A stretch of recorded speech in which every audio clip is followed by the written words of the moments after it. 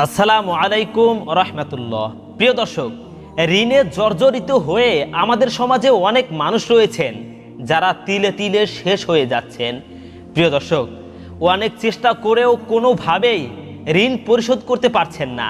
তাই আজকের ভিডিওটি আপনাদের জন্যই। আজকের ভিডিওতে এমন কিছু আমল আপনাদেরকে জানিয়ে দিব যে আমলগুলি করলে ইনশাআল্লাহ আপনি ঋণ থেকে খুব তাড়াতাড়ি মুক্তি পেয়ে যাবেন।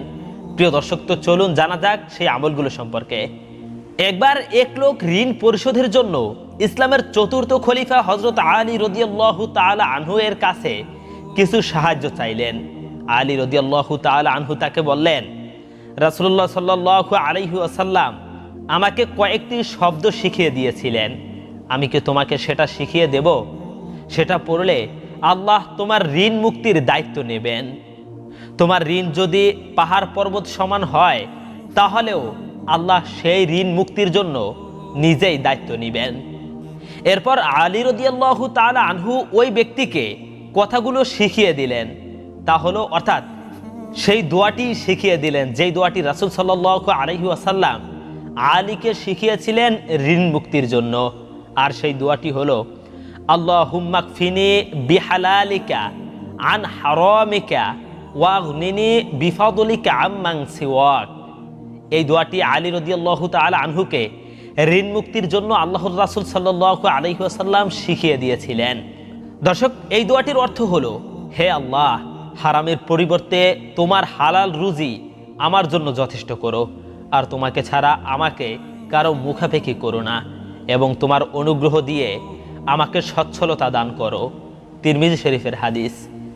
প্রিয় দর্শক, আর্থিক দুরবস্থায় পড়লে মানুষ ঋণ নিতে বাধ্য হয়, ঋণের টাকায় প্রয়োজন পূরণের চেষ্টা করে। তবে সাধ্যের বাইরে ঋণ দেওয়া নেওয়া দুটি ইসলাম নিষেধ করেছে, কারণ তাতে সময় মতো ঋণ পরিশোধের সম্ভাবনা কমে যায়। এর ফলে ঋণদাতাকে যেমন হতাশাগ্রস্ত হতে হয়, আবার ঋণ গ্রহীতার আত্মমর্যাদাও ক্ষতির শিকার হয়। প্রিয় দর্শক, তাই আপনাদের চেষ্টার পাশাপাশি যদি ঋণ মুক্তির এই দোয়াগুলোর আমল করেন তাহলে ইনশাআল্লাহ ঋণ দিতে আপনার দেরি হবে না, আল্লাহ নিজেই সেই দায়িত্ব নিয়ে নেবেন। হাদিসে মহানবী সাল্লাল্লাহু আলাইহি ওয়াসাল্লাম আল্লাহর কাছে আশ্রয় প্রার্থনা করতেন যাতে তিনি ঋণে জড়িয়ে না পড়েন।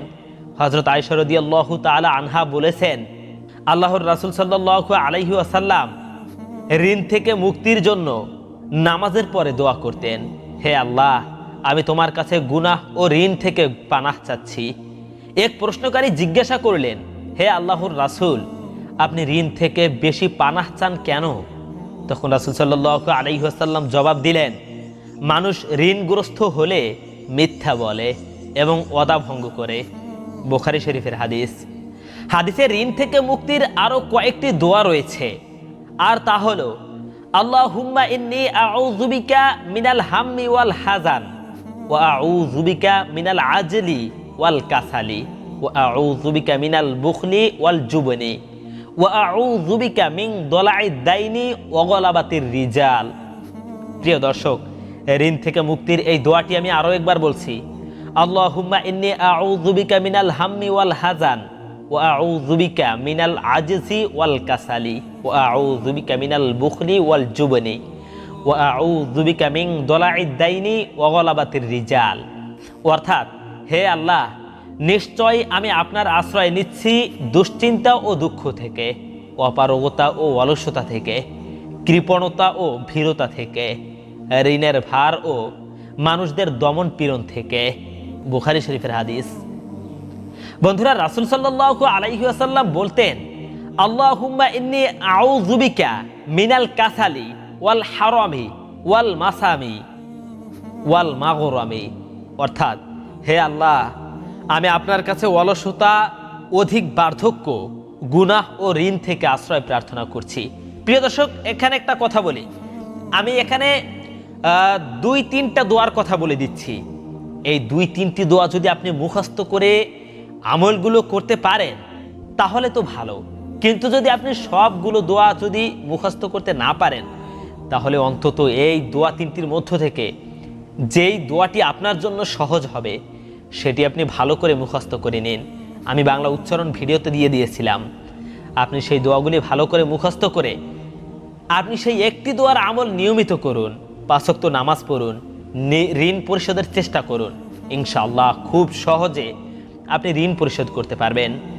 বন্ধুরা, হযরত আনাস রাদিয়াল্লাহু তাআলা আনহু এর বরাতে একটি হাদিস জানা যায় যে রাসূলুল্লাহ সাল্লাল্লাহু আলাইহি ওয়াসাল্লাম ঋণ পরিশোধের জন্য পড়তেন, আল্লাহুম্মা ইন্নী আউযু বিকা মিনাল হাম্মি ওয়াল হাযান ওয়াল আজলি ওয়াল কাসাল ওয়াল বুখলি ওয়াল জুবনি ওয়া দালাইদ দাইনি ওয়া গলাবাতির রিজাল।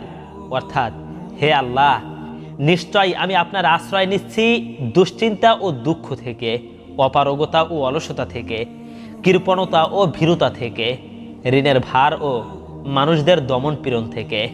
বুখারী শরীফের হাদিস।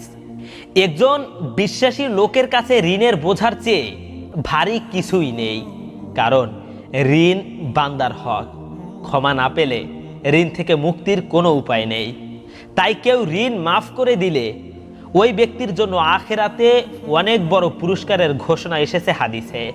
অর্থাৎ ধরেন, একজন ব্যক্তি আপনার কাছ থেকে ঋণ নিল, কিন্তু কোনোভাবেই সে পরিশোধ করতে পারছে না।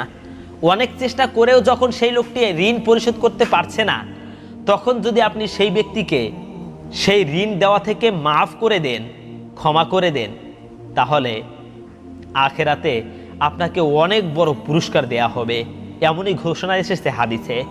হযরত আব্দুল্লাহ ইবনে আবু রবিআহ আল মাখজুমি রাদিয়াল্লাহু তাআলা আনহু বর্ণনা করেছেন, নবী করিম সাল্লাল্লাহু আলাইহি ওয়াসাল্লাম হুনাইন যুদ্ধের সময় তার কাছ থেকে 30 বা 40 হাজার দিরহাম ঋণ নিয়েছিলেন। নবী করিম সাল্লাল্লাহু আলাইহি ওয়াসাল্লাম যুদ্ধ থেকে ফিরে এসে তার পাওনা পরিশোধ করেন। এরপর নবী করিম সাল্লাল্লাহু আলাইহি ওয়াসাল্লাম তাকে দোয়া করে বললেন, আল্লাহ তাআলা তোমাকে তোমার পরিবার ও সম্পদে বরকত দান করুন। নিশ্চয়ই ঋণের প্রতিদান হলো তা পরিশোধ করা ও প্রশংসা করা।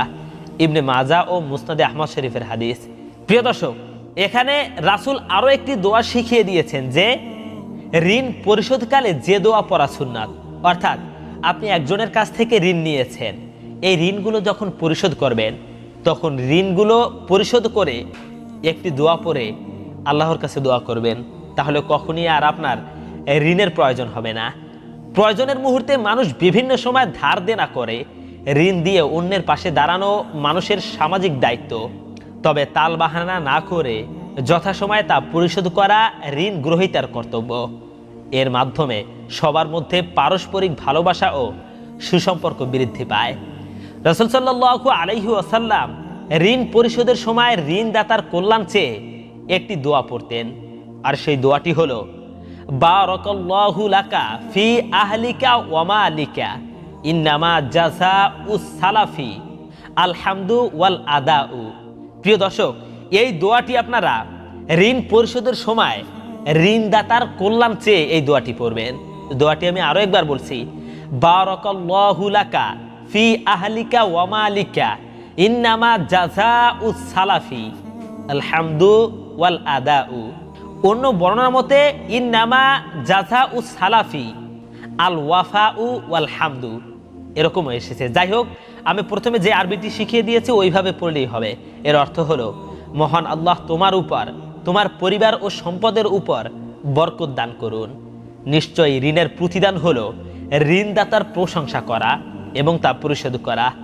হাদিসে আব্দুল্লাহ বিন আবু রবিআহ আল মাখজুমি রাদিয়াল্লাহু তাআলা আনহু বর্ণনা করেছেন, রাসূলুল্লাহ সাল্লাল্লাহু আলাইহি ওয়াসাল্লাম হুনাইন যুদ্ধের সময় তার কাছ থেকে 40 বা 30 হাজার ধার নেন।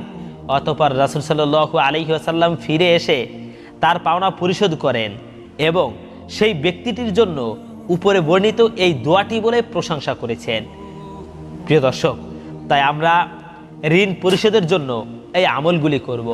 ইনশাআল্লাহ আমাদের আর কখনোই ঋণের প্রয়োজন হবে না।